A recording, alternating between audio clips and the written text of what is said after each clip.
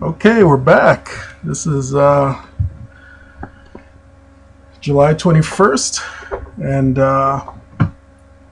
Neil Armstrong and Buzz Aldrin are in the Hoffman transfer orbit to rendezvous with the CSM, and Michael Collins is in the CSM awaiting their arrival, and he's in a 60 nautical mile orbit.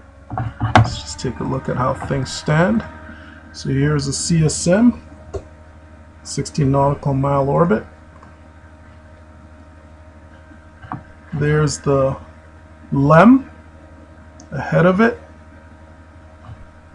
You can take a look on the 3D view. It's I can barely see it here. And go over into the LEM. Let's have him turn and look back here.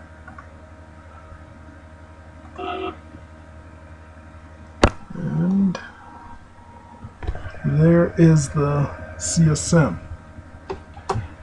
Alright, so if we look at the orbits, let's get a time plot. You can see here's the LM orbit, 17 by 60. So we did the burn here, and the rendezvous will occur here in about 5 minutes. So I better get going. And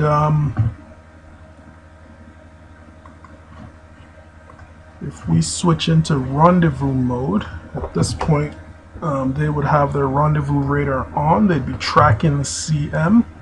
They can see it visually, and the CSM would have a light on, a flashing light, to make it even easier to identify. But right now they're 2 miles away, closing at 57 feet per second, and it's really difficult for a human to do a rendezvous in space just by the seat of their pants. It's too difficult. It's not intuitive. You're not sure where to fire your engines, when to fire your engines. But they're coming in pretty straightforward here. So I'm actually gonna turn away. We're gonna fire engines to slow the approach. So it's a little less than a mile away. I'm gonna reduce thrust to, say, 25. And let's start firing now to slow. So 56, 40, 30, 20, 17, 14, 10, 8 feet per second, 5 feet per second. I'm going to go all the way down to minimum here. 3 feet per second. And we're about 200 feet away. 1 foot per second,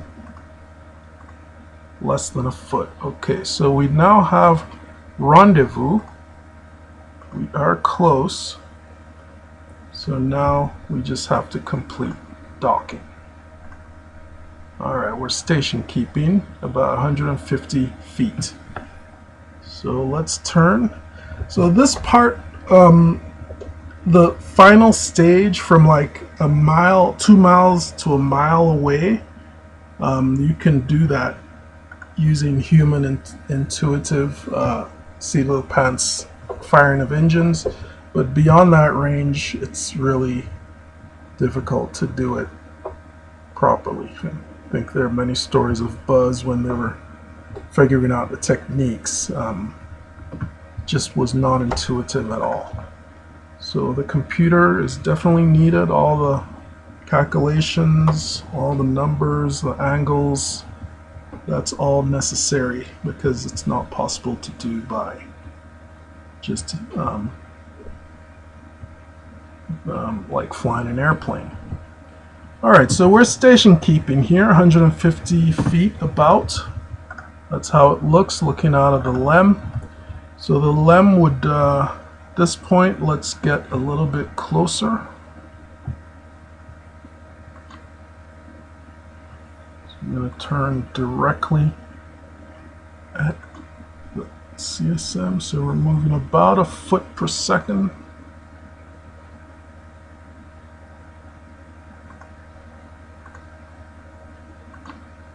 Okay, and then I'm going to turn away so we can slow.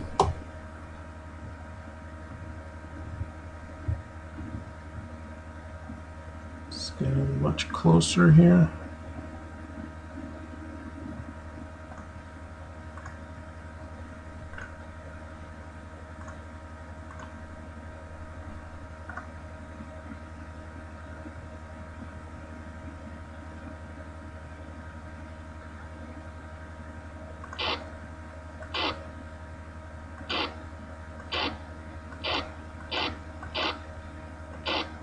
All right, 22 feet away.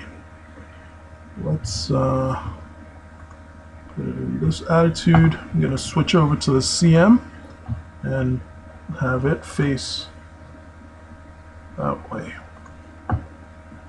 All right.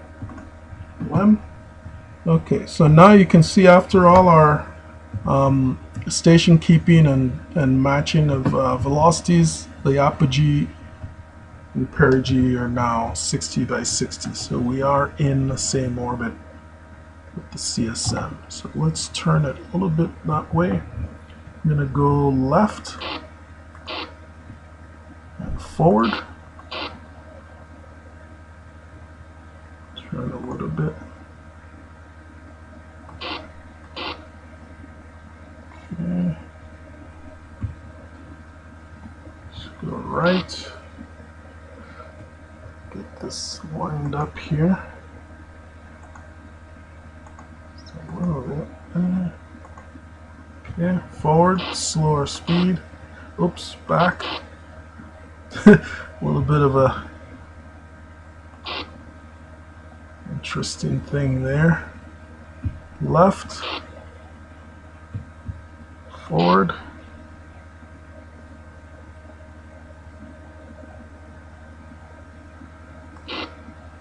Okay. Capture. All right. So we have there rendezvous and docking. If any of those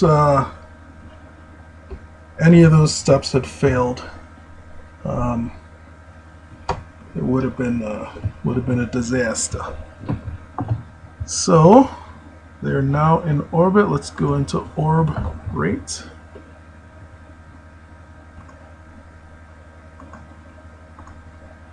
Alright, so that whole thing from launch until docking took less than one orbit. We've not flown back over the launch site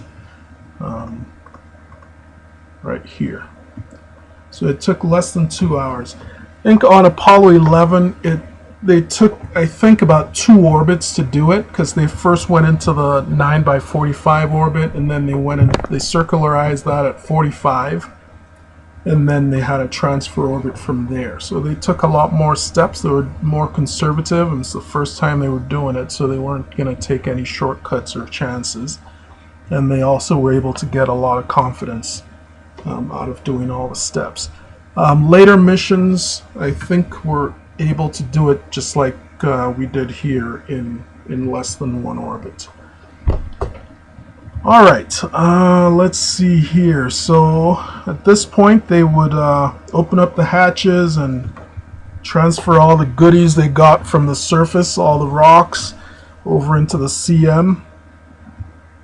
Put in all their trash, leave all their trash in the LM, and then they would undock the LM and mission control, I think in some cases, crashed it into the surface of the moon and used that to calibrate the seismometers. Or they'd leave it in orbit to characterize the gravity field of the moon, which is not regular. It has some mass concentrations that cause orbital perturbations. Alright, so this is July 21. So I believe the next day, July 22, was the day they left orbit. to return to Earth, the trans-Earth injection. So I will catch up with you then. All right, thanks.